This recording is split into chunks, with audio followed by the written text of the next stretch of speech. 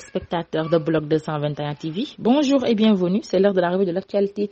Le village de Paymar dans la commune de Ndiédiène, département de Kaolack, souffre d'un manque d'électricité, d'addiction d'eau potable et de pistes. Les populations très remontées contre les autorités étaient dans la rue ce lundi pour se faire entendre. Face à la presse, elles n'ont pas manqué d'exprimer leur colère. Le village de Paymar, qui a été créé depuis 1914, n'a jamais eu accès à l'électricité, a souligné Baye Diassé, le porte-parole des manifestants. Selon les initiateurs de la manifestation, les populations sont obligées de parcourir 9 km pour allier Ndiédiène alors que leur village ne dispose pas de case de santé pour la prise en charge des soins primaires. En ce qui concerne l'éducation, Paymar ne dispose que d'une seule école primaire datant de 1982. Ils ont lancé un appel au président de la République pour mettre fin à ce calvaire. Incarcéré à la prison du Cap Manuel depuis novembre dernier, Ousmane Sonko reçoit ses visiteurs sans aucune entrave, mais les audiences sont soumises à une organisation, renseigne les Échos. Naturellement, rappelle le journal, c'est le leader de Pastef qui désigne les visiteurs.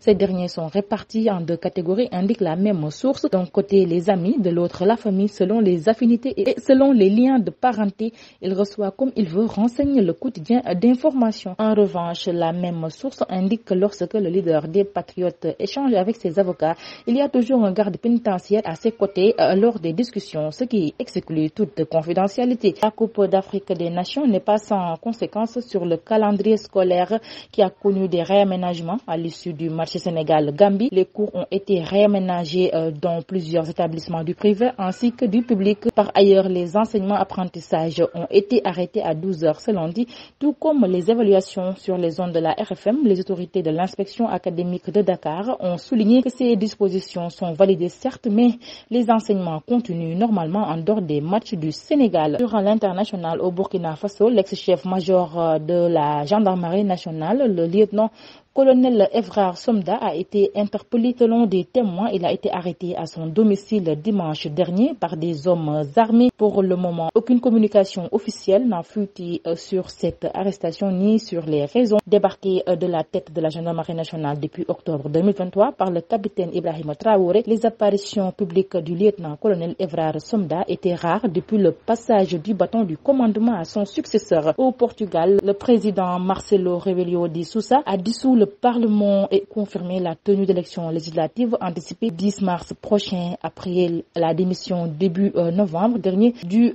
premier ministre socialiste Antonio Costa selon un décret publié ce lundi. À noter que ce pays du vieux continent a plongé dans une crise politique après une série d'arrestations et de perquisitions ayant débouché sur la mise en examen du chef de cabinet de M.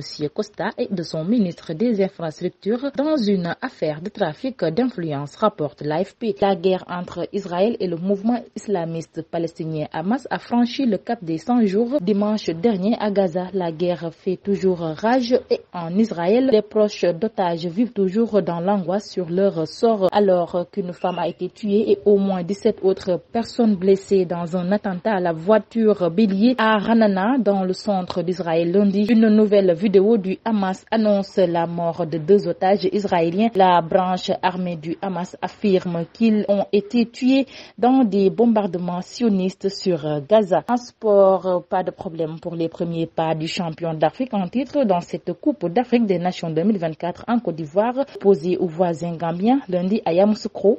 Les Sénégalais n'ont pas tremblé et l'ont remporté facilement sur le score sans appel de 3-0. Malgré ce succès, les partenaires de Sadio Mané doivent apporter des correctifs avant leur prochaine sortie contre le Cameroun. C'est en tout cas de l'avis du sélectionneur Aliou Cissé. L'autre rencontre dans ce groupe C, l'ogre camerounais, était tenu en échec par la Guinée sur le score de 1-but partout. C'était tout, mesdames et messieurs. Nous vous donnons rendez-vous très prochainement. Mais d'ici là, restez avec nos programmes.